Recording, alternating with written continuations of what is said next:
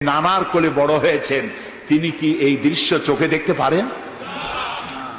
তিনি বললেন আমি কুফায় যাব। কুফার লোকেরা দাওয়াত দিল, তিনি কুফায় রওনা করবেন। মদিনার লোকেরা হাতে পায়ে ধরলো, কুফায় আপনি যাবেন না। তিনি বললেন আমি কোন ক্রমে এজিদের বশ্যতা স্বীকার করব না, আমি এর বিরোধিতা করবই। মাত্র 72 জন লোক নিয়ে তিনি কুফার দিকে অগ্রসর হলেন। এই 72 জনের মধ্যে 40 জন পুরুষ আর 32 জন নারী আর শিশু।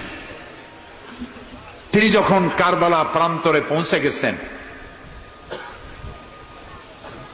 ইবনে জিয়াদ কুফার গভর্নর, তিনি বাধা দিলেন, বললেন আমার দরবারে হোসাইনকে হাজির করো।